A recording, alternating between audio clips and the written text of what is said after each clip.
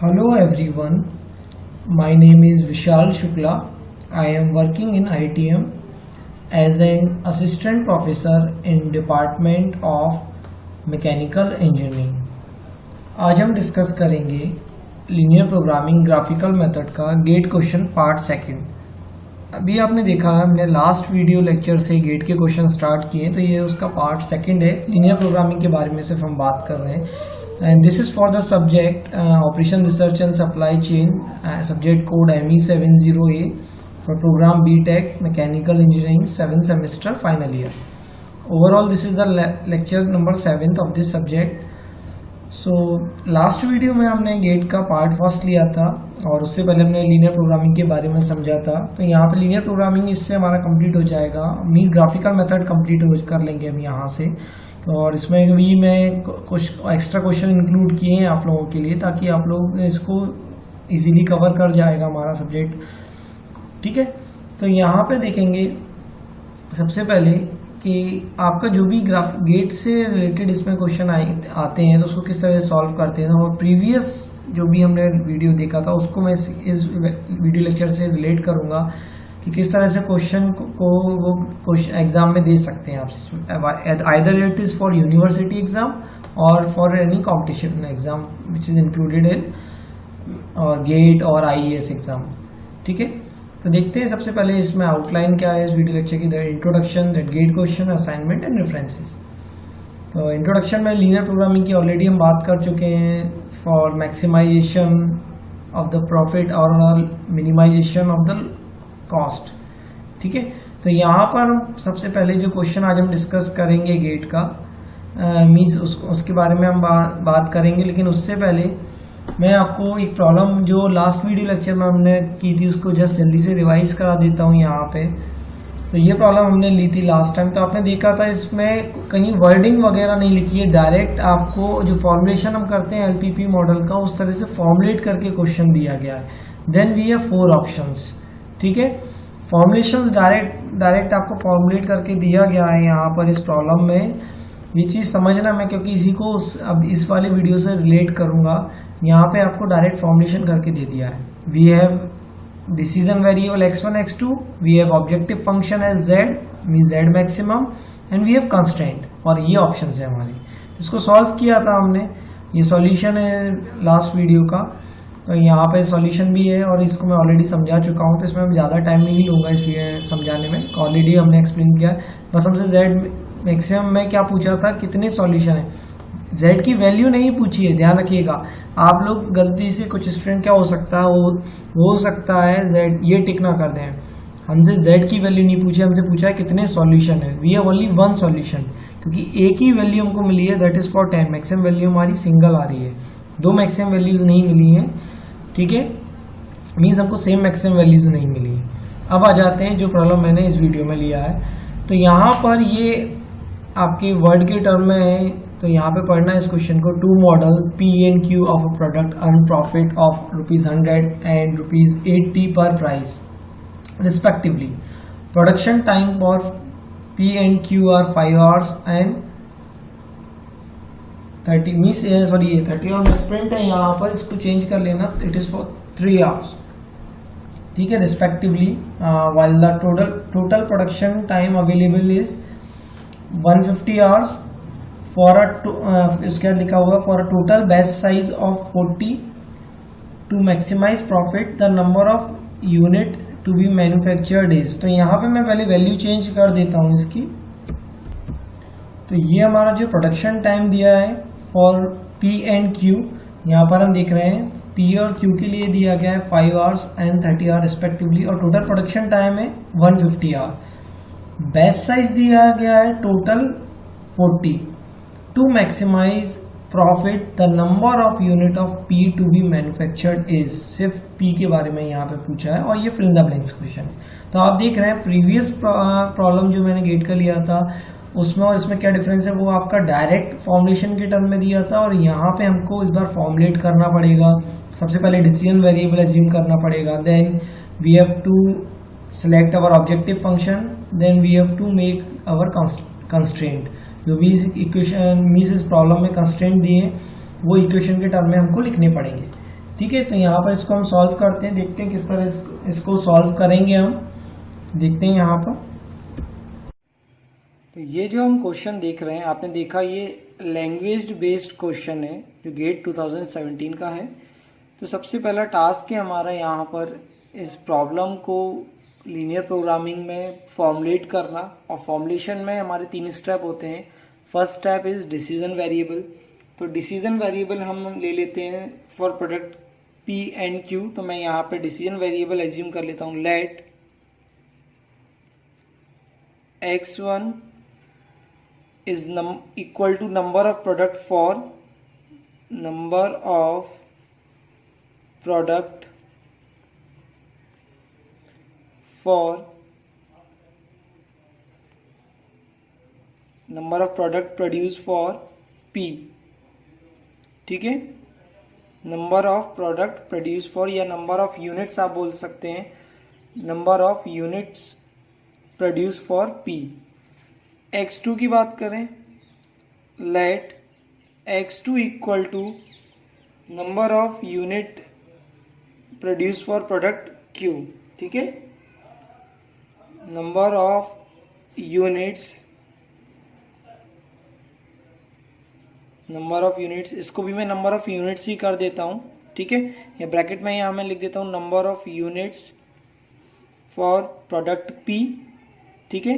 x2 is number of unit for product Q। ये हमने decision variable assume कर लिए। Now next step is objective function M. तो M के according हमें लैंग्वेज को पहले पढ़ना होगा। तो यहाँ पे लिखा हुआ है 2 models P and Q of a product earn profit of 100 rupees and 80 rupees per piece। तो पर पीस के बारे में हमेशा हम बात करते हैं। तो हमारा जो ऑब्जेक्टिव फंक्शन मिलेगा यहाँ से हमको Z max मिल जाएगा 100 x1 प्लस 80 x2, ठीक है। उसके बाद फिर हम पढ़ते हैं लिमिटेशंस मींस कंस्ट्रेंट। तो हम लिखते हैं subjected to constraint, subjected to constraint हम शॉर्ट में लिखते हैं। तो उसके अकॉर्डिंग फिर जब हम लिखेंगे यहाँ पे तो हमारी इक्वेशन बनेगी। तो हमें उसके लिए भी हम क्वेश्चन को पढ़ रहे हैं। तो यहाँ पे हम देखेंगे production time for P and Q are 5 and 3 hours respectively, while the total production time available is 150 hours। तो यहाँ पर हम लिखेंगे P के लिए कितना प्रोडक्शन टाइम अवेलेबल है 5 आवर। तो हम लिखेंगे 5 x1 प्लस 3 आवर्स किसके लिए अवेलेबल है, Q के लिए, प्लस 3 x2, और टोटल कितना प्रोडक्शन टाइम अवेलेबल है 150। तो लेस देन इक्वल टू 150, ठीक है। देन एक और कंस्ट्रेंट हमको क्या गिवन है, आगे लाइन जब हम पढ़ेंगे तो लिखा है यहाँ पे for a batch size of 40। तो टोटल बैच साइज है आपका 40। इट मींस जितने भी यूनिट्स आपकी जाएंगी एक टाइम पे मैन्युफैक्चर होने या प्रोडक्शन के लिए, तो टोटल बैच साइज कितना होना चाहिए 40 का। तो x1 किसकी क्या है आपका number of units for product P, और x2 क्या है number of unit for product Q। तो आपकी क्या एक और इक्वेशन बन जाएगी x1 plus x2 is less than equal to 40, क्योंकि बेस्ट साइज है 40, ठीक है। तो हमने यहाँ पे इसको कन्वर्ट कर लिया है मैथमेटिक मींस LBB मॉडल में। अब यहाँ पर हम ग्राफ ड्रॉ करेंगे, ठीक है। तो सबसे पहले ग्राफ ड्रॉ करने से पहले मैं एक काम करता हूँ, यहाँ इक्वेशंस के कोऑर्डिनेट फाइंड कर लेता हूँ, फिर इसके अकॉर्डिंग मैं ग्राफ ड्रॉ करूंगा।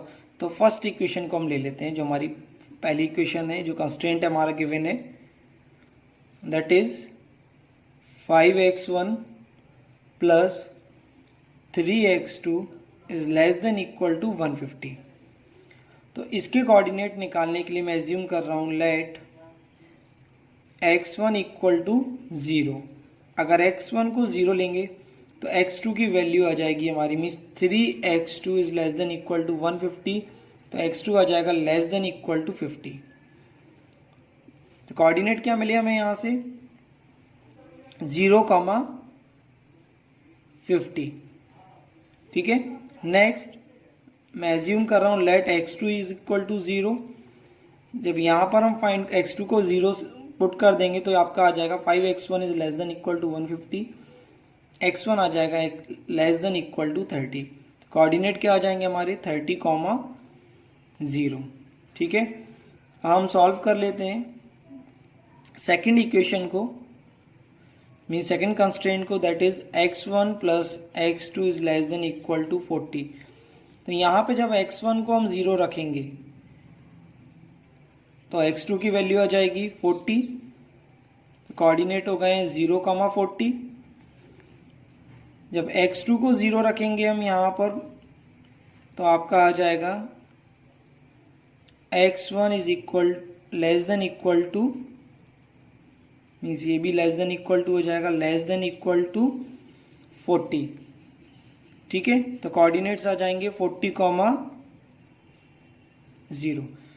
तो यहाँ पे हम स्ट्रेट लाइन ड्रॉ करेंगे। तो आप सबसे पहला काम क्या है हमारा ग्राफ ड्रॉ करना। तो मैं यहाँ पर x2 के लिए और x1 के लिए यहाँ पर ग्राफ ड्रॉ कर लेता हूँ। x1 को एज इट इज हम मार्क करेंगे x एक्सिस पर और x2 को हम मार्क करेंगे y एक्सिस पर। ठीक है। तो स्टार्ट कर लेता हूँ मैं ग्राफ को ड्रॉ करना।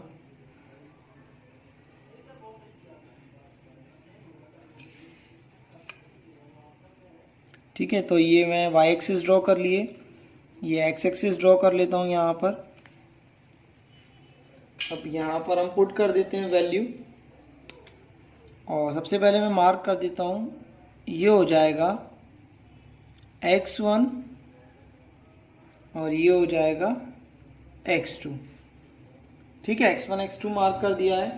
Then we will mark, now we will mark the coordinates. Coordinate की वैल्यू देख लेते हैं हम। पहला कोऑर्डिनेट है हमारा 0, फर्स्ट लाइन के लिए हम देख लेते हैं सबसे पहले।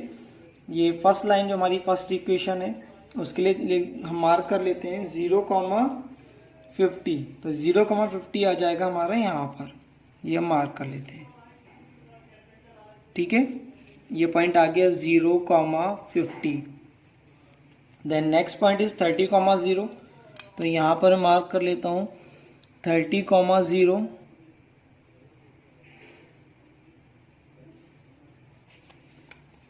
ये हो जाएगा 30,0 और ये इक्वेशन में क्या है लेस देन इक्वल टू। तो ये कहाँ आ जाएगा टुवर्ड्स द ओरिजिन। पहले स्ट्रेट लाइन हम ड्रॉ कर लेते हैं और इसको टुवर्ड्स द ओरिजिन हम कर देंगे। एरो आपके कहाँ आ जाएंगे ओरिजिन की तरफ आ जाएंगे यहाँ पे। ठीक है।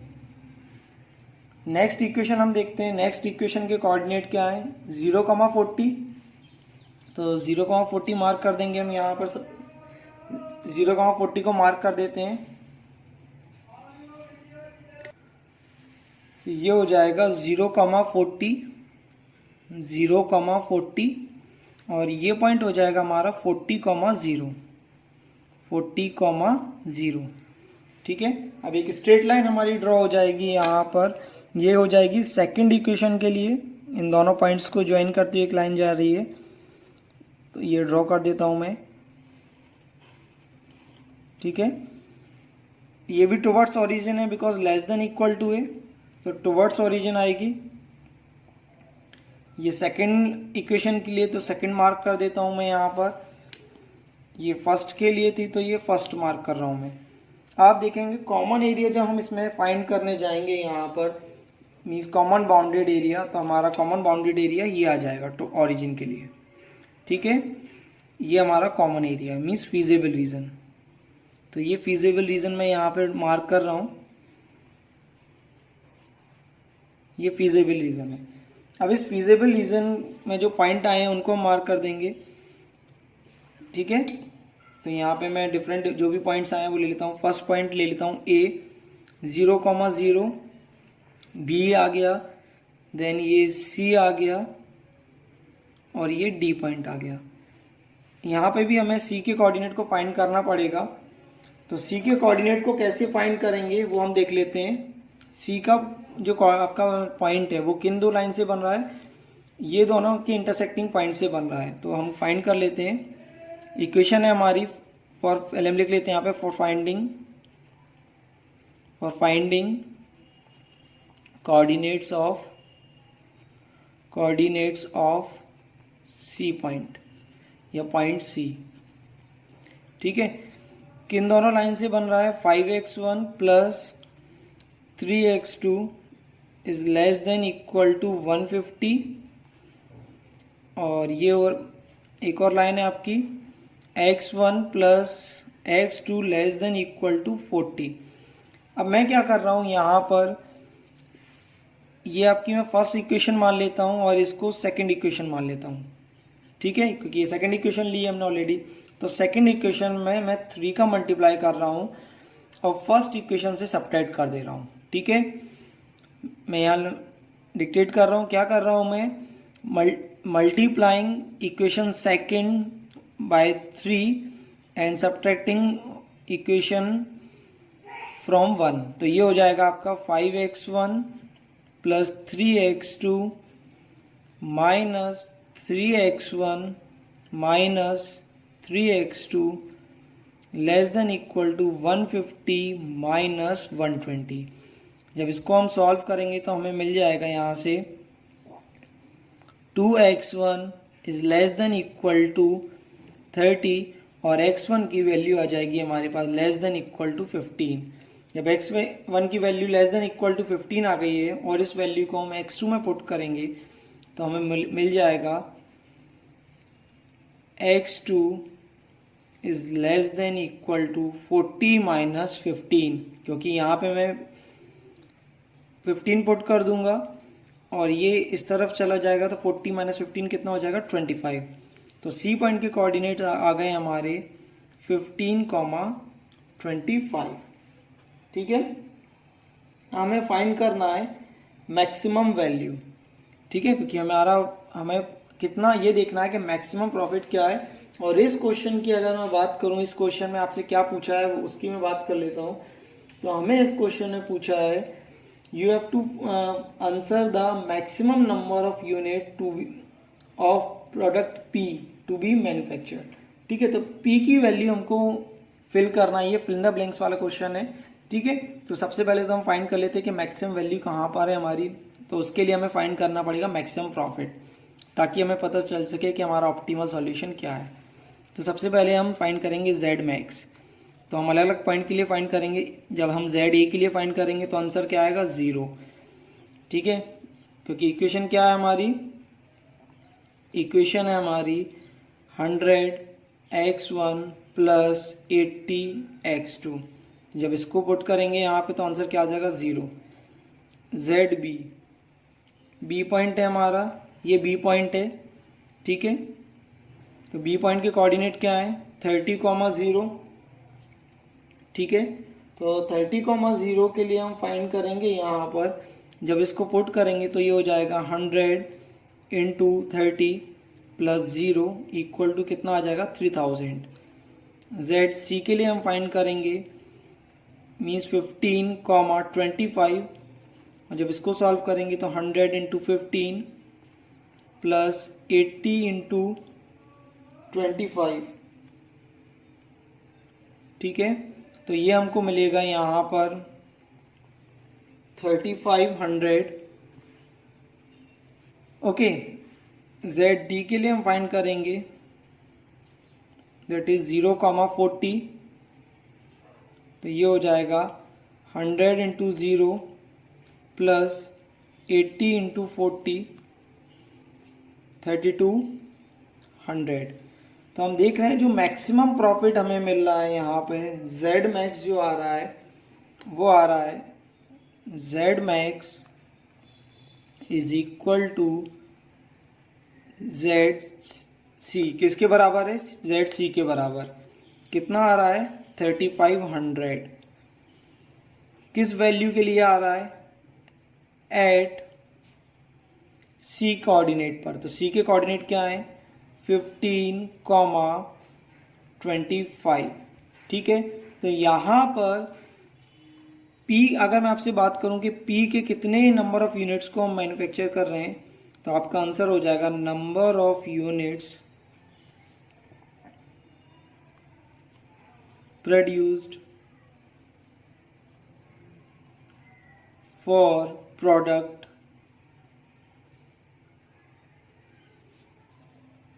P is equal to 15। ठीक है, तो यहाँ पर ये हमारा फाइनल सॉल्यूशन होगा, क्योंकि आपसे क्वेश्चन में यही पूछा है। ये हमारा फिल इन द ब्लैंक्स का क्वेश्चन है, ये भी 2 मार्क्स में आया है। तो किस तरह से प्रॉब्लम को थोड़ा शफल कर देते हैं, चेंज कर देते हैं, हमने यहाँ पे देखा है। अगर सिंपल यही पूछ लेते कि P और Q का कितने को आ जाएगा, तो ऑप्शन भी दे सकते थे वो। इन जितनी भी वैल्यूज आ रही हैं उनमें ऑप्शन होते, तो हमें ऑप्शन में टिक करना पड़ता है। तो इस बार ऑप्शन ना देकर क्या पूछा है कि P की कितनी यूनिट प्रोड्यूस हो रही है। तो हमने देखा यहाँ पे आंसर आया हमारा 15 यूनिट्स। ठीक है, हम मेंशन कर देते हैं 15 यूनिट्स। ठीक है, तो यहाँ पर हमने इसको सॉल्व किया है, इस प्रॉब्लम को। एक जल्दी से मैं इस प्रॉब्लम को समराइज कर देता हूँ, यहाँ पे रिकॉल कर देता हूँ जो भी इस वीडियो में हमने देखा। Then we will come to our assignment problem. हमने एज्यूम किया था सबसे पहले डिसीजन वेरिएबल x1 और x2, और उनको हमने x और y एक्सिस पे प्लॉट किया था। x1 को मैंने x एक्सिस पे प्लॉट किया है, x2 को y एक्सिस पे। फिर हमने इक्वेशन प्लॉट की थी। इक्वेशन हमने देखा कि जो भी बनाई है हमने वो क्वेश्चन के अकॉर्डिंग ही बनाई है। क्वेश्चन में गिवन है कि P1 का प्रॉफिट है 100 रुपी और P2 का प्रॉफिट है 80 रुपीज। मीन्स जो हमारा मैक्सिमम ऑब्जेक्टिव फंक्शन होना चाहिए वो क्या हो जाएगा, z max equal to 100x1 plus 80x2। फिर सब्जेक्टेड टू कंस्ट्रेंट की, मीन्स हम लिमिटेशंस की बात करते हैं। तो गिवन है कि जो प्रोडक्शन टाइम है वो P प्रोडक्ट के लिए है आपका 5 आवर्स और Q प्रोडक्ट के लिए 3 आवर्स, और टोटल अवेलेबल टाइमिंग है हमारी 150 आवर्स। इक्वेशन बनी 5x1 plus 3x2 less than equal to 150। फिर जो प्रोडक्शन होगी वो टोटल बेस्ट साइज में होगी, वो भी 40 का मैक्सिमम बेस्ट साइज रहेगा। तो एक और इक्वेशन क्या हो जाएगी, x1 प्लस x2 मीन जितने भी प्रोडक्ट नंबर ऑफ यूनिट्स यहाँ पे जाएंगे, फिर वो P के लिए हो या Q के लिए हो, टोटल उन दोनों का सम 40 से कम होना चाहिए। ये चीज ध्यान रखना है हमको। तो ये आपकी प्रैक्टिकल एप्लीकेशन हो गई। यहाँ पर हमने जो समझा है उसको किस तरह प्रैक्टिकल अप्लाई करते हैं ये सब हम समझ रहे हैं यहाँ पर। Then we will find the coordinate. हमने कोऑर्डिनेट फाइंड किए इन दोनों इक्वेशन के। फिर हमने वहाँ पर कोऑर्डिनेट फाइंड करके स्ट्रेट लाइन प्लॉट करी। फिर जो भी हमारा फीजिबल एरिया रीजन आया है वो रीजन बनाया है, और उस बाउंडेड एरिया में हमने पॉइंट्स प्लॉट किए। उन पॉइंट्स के अकॉर्डिंग हमने मैक्सिमम वैल्यू फाइंड की। जैसे पॉइंट हमको A B C D common point मिले हैं। फिर इक्वेशन Z में हमने उनकी वैल्यू रखी है, मींस x1 x2 की वैल्यूज रख के वैल्यू फाइंड की। तो Z मैक्स की वैल्यू हमें ZC पर मिली है, और ZC के कोऑर्डिनेट क्या है हमारे 15,25। तो जो हमारा आंसर आ रहा है वो 3500 आ रहा है। ठीक है, तो ये नहीं पूछा है कि कितना मैक्सिमम प्रॉफिट हो रहा है। क्वेश्चन में ये पूछा है how much number of unit should be produce for product P to get maximum profit. तो आंसर आ रहा है हमारा 15। अगर आपके लिए क्यूज के लिए यहाँ पे पूछ लेते तो आंसर आता हमारा 25। ठीक है, तो हमने देखा किस तरह से इस प्रॉब्लम को सॉल्व किया। Now we will come to our assignment problem. और जो असाइनमेंट प्रॉब्लम मैं यहाँ दे रहा हूँ वो इस वीडियो से ही रिलेटेड है, मीन्स इस क्वेश्चन से ही रिलेटेड है। तो देखते हैं इसको। तो यहाँ पर आप इस प्रॉब्लम को देख रहे हैं। ठीक है, ये भी थोड़ा वर्डिंग के टर्म में है, और इसमें लेकिन इक्वेशन बना के दी है, कंस्ट्रेंट भी ऑलरेडी लिखे हुए हैं, तो ज़्यादा आपको नहीं करना। लेकिन ये मैक्सिमम प्रॉफिट के बारे में बात कर रहा था, maximum profit which can meet the constraint. तो यहाँ पर प्रॉफिट के बारे में आपसे पूछ रहा है। ठीक है, तो इसको भी आप सॉल्व करेंगे। यहाँ पे गिवन है प्रोडक्ट 1 और 2 के बारे में। कंस्ट्रेंट डिसीजन वेरिएबल गिवन है x1 x2, मीन्स प्रॉफिट के टर्म में गिवन है Z मैक्स गिवन है 2x1 प्लस 5x2। एक और प्रॉब्लम है आपका, वो भी हम देख लेते हैं। ये टोटल आपका थ्योरी बेस्ड है। ठीक है, इसको आप सॉल्व करेंगे, इस प्रॉब्लम को रीड करेंगे, और इस सॉल्व करने के बाद इसकी भी यहाँ पर क्या पूछा है, maximization of profit the daily production quantities of P and Q toys should respectively, means P और Q की वैल्यू पूछी आपसे मैक्सिमम प्रॉफिट के लिए। तो ये भी आप फाइंड करेंगे, इससे इक्वेशन बनाएंगे। क्या इक्वेशन बन रही है, Z की क्या इक्वेशन बन रही है, क्या हमारे कंस्टेंट आ रहे हैं, इक्वेशन बना के आप सॉल्व करेंगे।